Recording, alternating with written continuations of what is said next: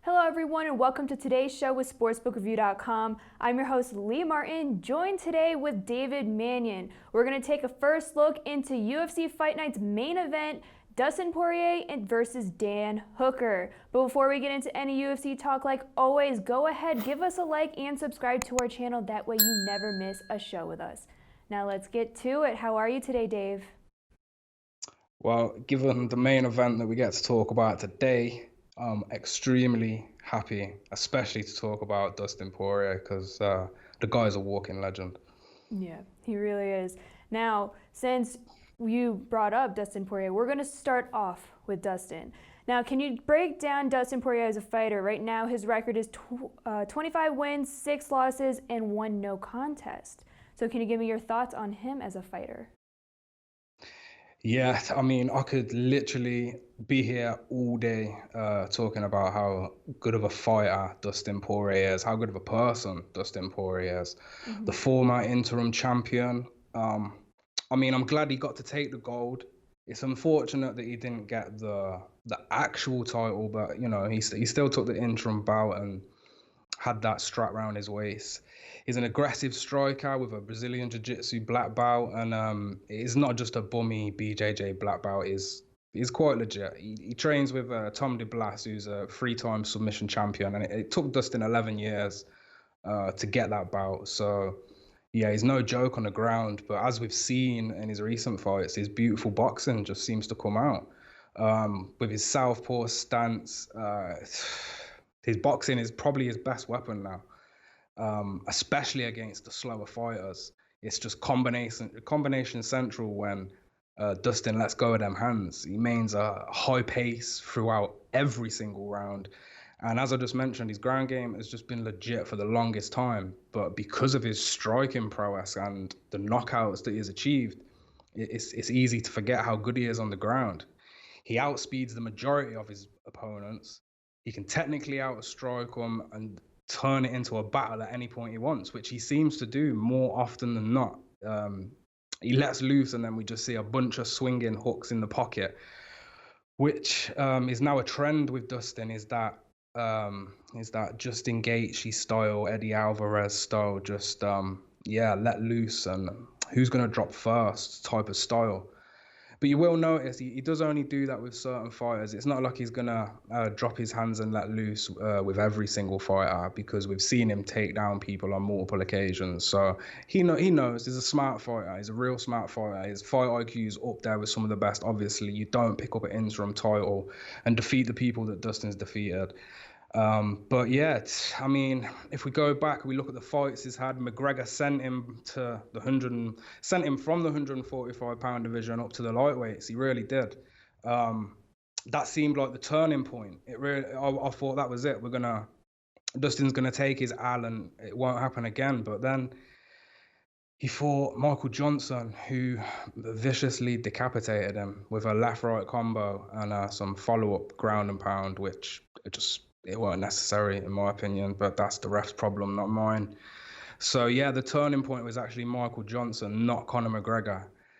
And then he went on to fight Jim Miller. Now, although Jim Miller always puts up his Daisy Dukes and goes to war, he didn't stand a chance against Dustin. Just the speed was too much.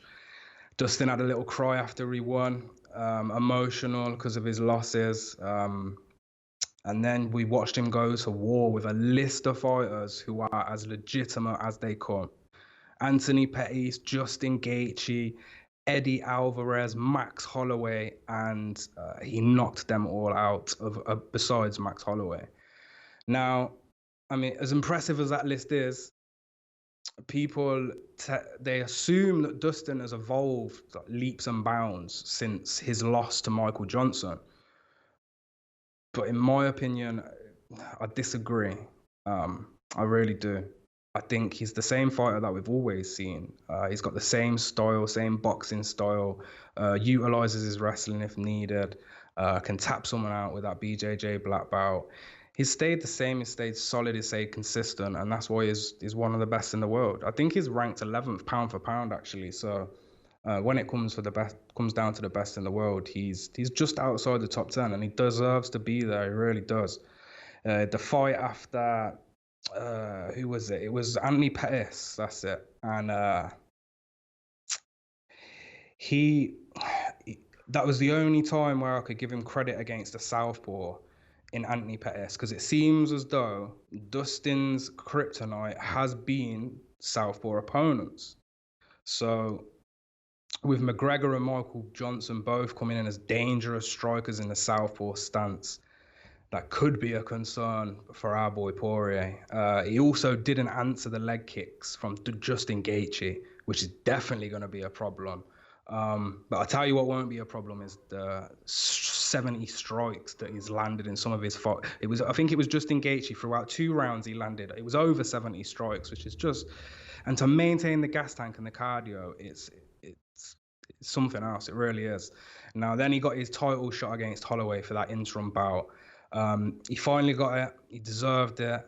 But it was only the interim, and it was Max Holloway was moving up a weight class, and Max just couldn't handle the power. Max is not built for that division. But it was an insane fight. The strikes landed between them two was a ridiculous amount. And then his most recent fight, he was dominated by Khabib. We don't need to speak about the Khabib much fight because we didn't learn much from it. We didn't learn much from Khabib, but we rarely do. Khabib comes out, mauls him, and that's it. Move on. But yeah, that's about it for breaking down the Diamond. He's now facing. He's had a little bit of time off, and he's now facing the 5th ranked Dan Hooker, who is going to be a seriously dangerous opponent for him. Yeah. Now you said you don't want to focus much on the Khabib fight, but I do need to ask, since he lost to Khabib, do you think he's going to come out next week stronger, trying to prove himself, or do you think he's just going to go downhill? I feel like he has something to prove, right?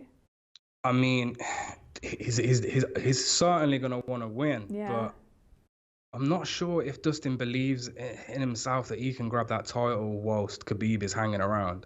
Unless he wants to swap divisions, I just don't see. He doesn't stand a chance against Khabib. He just really doesn't. There's a certain wrestling defense that nobody has been able to bring in that octagon and put up against Khabib. Dustin's not the guy anyway. I think Justin Gaethje would stand more of a chance in defending Khabib's wrestling than Dustin. I really do. But it's just hard. It is a real tough one. Khabib's undefeated for a big reason. And it's going to take a real special person to defeat him one day. And we might not ever see it because he could easily retire undefeated now. He could have 1 or 2 more fights and be done. And I don't see anybody, not Dustin, not Dan, none of them, that's going to be able to take Khabib out. All right. Well, let's move on to Dan Hooker. Right now, his record is 20 wins and 8 losses. So can you break down Dan Hooker as a fighter? Yep.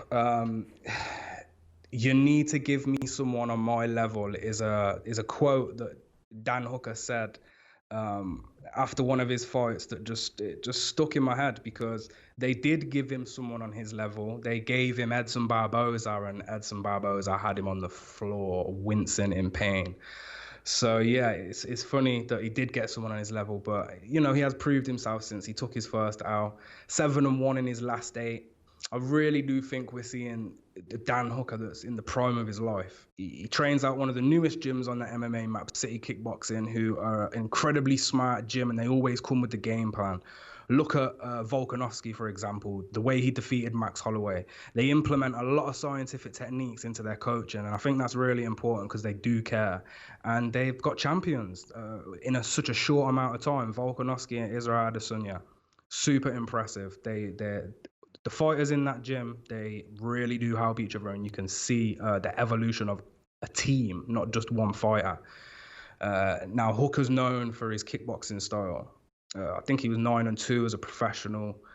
He's got some seriously damaging leg kicks. It's not even your average leg kick either. You pay attention and you watch. He is precisely aiming that leg kick to slice through the muscle of his opponents. He's also got some beautiful boxing, great head movement, which is key. It will be needed against Dustin Poirier for sure. It was funny because looking back at Dan Hooker, he's had a fight in a heavyweight division, and he beat the guy by knockout in the heavyweight division. It's ridiculous. And some novelty kickboxing doubles fight, like a tag team kickboxing fight, he also had, which was a heavyweight division. So Dan's not afraid to fight the big boys, and he is a huge 155er. Like he's a welterweight in my opinion.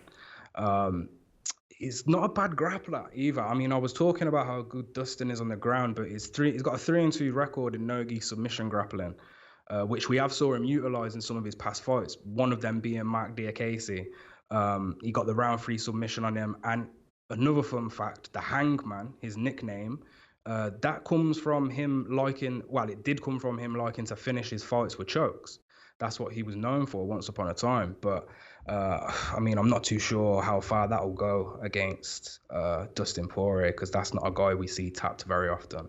Khabib was really an anomaly tapping Dustin out. So yeah, I am actually interested to see the ground game of these two. I would like it to hit the floor so I can see who's got the capabilities down there. But the thing with Dan is he does know what he needs to do in every single one of his fights. He knows exactly where he needs to be. He knows which areas he excels in, and he sticks to the game plan. He's got like I mentioned, he's got a huge presence in that octagon for a lightweight. He looks like a welterweight, and he has been decapitating guys who have been known to be really tough and have good chins. Capping these fights, I'm telling anybody that is interested in handicapping, it's the most joyous part when you get a fight like this, because the fights are so entertaining. I went all the way back to 2017, Ross Pearson onwards. A knee knockout that he had is probably one of the top 20 knockouts of all time. I don't know how somebody can lift their knee so easily, so high, and still have that amount of power behind it to knock. It's just incredible. Now, the timing of Hooker is what is exceptional about his striking skill. It's something else. Gilbert Burns, who is fighting for the welterweight title at UFC 251, got knocked out by Dan Hooker, and oh my God. It reminded me how much I love Dan Hooker, because he's not like a loud mouth. You don't see him on the internet. So it's easy to forget about these guys when they're not fighting like all the time. And we haven't seen him since last year. So I love it. It's so dangerous. And I love the way that he warned Gilbert Burns that he also has BJJ, because he tried to tap Burns before he knocked him out, which I just thought was incredible, especially how we're seeing Gilbert Burns now. It just goes to show how good Dan Hooker is, because he made Burns look like a low-level competitor. And that was the fight where he came on the microphone afterwards and said, give me someone, a higher level opponent. Unfortunately for him, he had a rough time against Edson Barboza, and the leg kicks just seemed to buckle him really, really bad. Barboza are some of the best kicks in the game, so be careful what you wish for, because Hooker got what he wished for. Mm-hmm. He's screaming for someone on his level. They handed it him probably in the worst way. But I tell you what, we did learn from that fight. He is so damn tough. His leg was buckled. He wasn't able to get the power in his shots because he had no leg. And then he took these spin kicks to the abdomen from Barboza. Beautiful. Absolutely incredible. Go watch that fight. What a fight that is. Now, he needed to get back on track, so he decapitated one of the guys that's really bigger than him in the division, and that's James Vick at 6'3". Instantly, I saw an improvement in Dan Hooker's game. What did I see when he came into the next fight with James Vick that he'd learned from Barboza? The first kick the low kick that James Vick threw, Dan Hooker checked it instantly, turned his shin into it, and kicking shin is not very present, I tell you that. So yeah, he's a learner, he's a progressor, and that's what I like about Dan Hooker. And he finally got his Paul Felder fight that he called Paul Felder out, funnily enough, on the mic when he was giving him an interview pre-fight. It took him another 6 fights before he actually got the fight, but he got it. and his movement and jab stopped Paul Felder from having his way. It really did. I mean, it was a close fight, but I think Dan Hooker deserved to get the nod in that one. A few people said they thought Felder, but no. Look at Felder's face by the end of that fight, and look at the volume that Hooker was throwing early, man. Incredible. But yeah, for Dan Hooker, that's it. We're right up to date now. So he had a few blips in his career, but I'm so impressed by both guys. I would like to say it's a striker versus a black belt, but I can't really say that because they've both got ground games and they're both good on the feet. So for me, this is the all-round MMA battle, which should get fight of the night, because it's very rare that Dustin Poirier doesn't get that. So yeah, I'm so pumped for this one. Yeah, I am too. Now let's check out their odds. Via BetOnline, Dustin Poirier is minus 190 and Dan Hooker is plus 165. Do you agree with their pricing or do you disagree? Give me your thoughts on them. Completely disagree. I think the bookmakers, they're giving.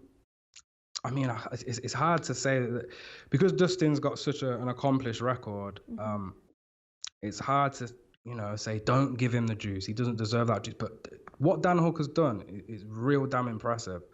So after I come to my conclusion on the actual fighters themselves and who I think is going to win, move on over to the odds.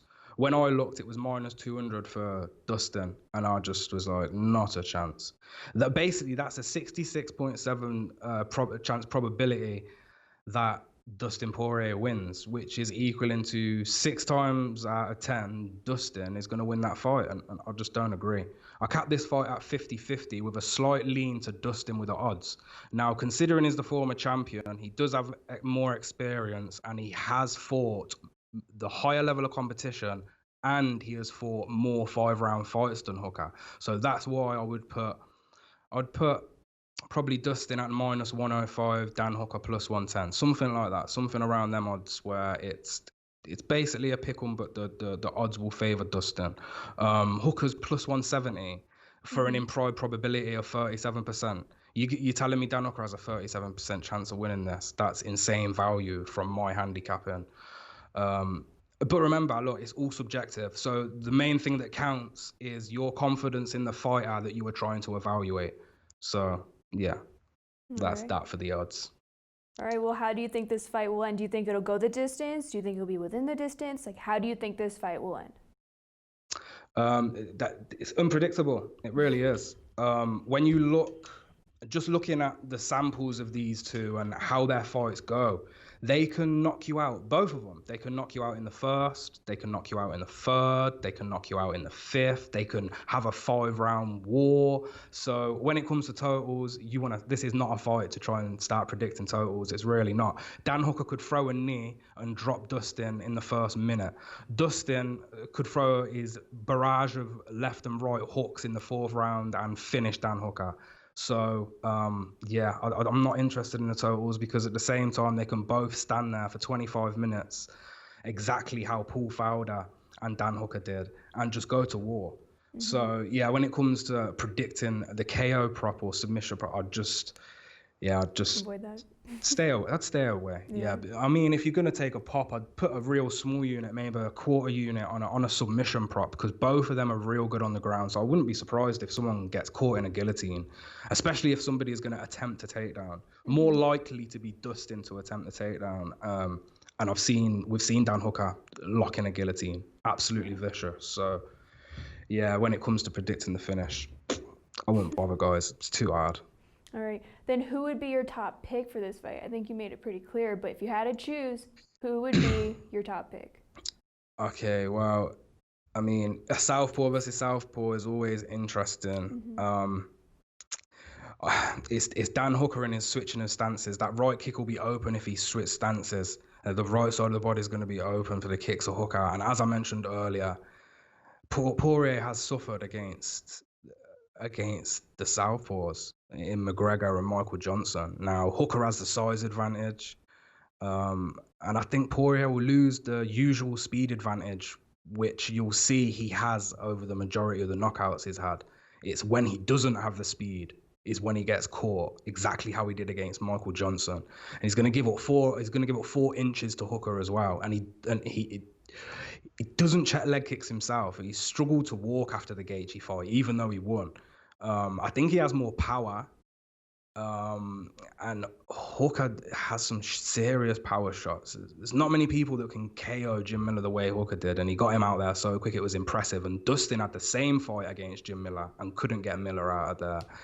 Hooker can find himself plodding sometimes.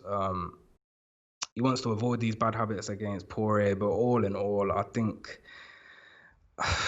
the game plan for Poirier should be wrestling, and I don't think it's going to work. I think Hooker offers his own threat on the mat.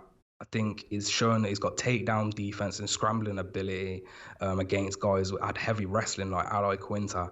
Poirier can't stay at range with him, but if he comes on the inside, it reveals them knees, like the Gilbert Burns knee and the elbows that Hooker dishes out. I have to, at this price, now this is all about the number. At this number, we cannot ignore Dan Hooker. So I have to go with Dan Hooker. It will be a half unit. I already know my bet for this one. It's very rare that I know my bet so far ahead, but unless I see anything drastic like a weight change or something dodgy, then I have to go with Dan Hooker and put half a unit on him. All right, I'm with you on that one. Well, thank you, Dave, again for your time and for dropping some knowledge. If you aren't following Dave on Twitter, definitely give him a follow at DaveManyun_. And if you aren't following SBR on Twitter, definitely give us a follow at SBR Sports Picks. And if you want to check out Dave's articles for UFC and also our other UFC experts, head on over to sbrpicks.com. All right. Thank you again so much for your time, Dave. Until next time.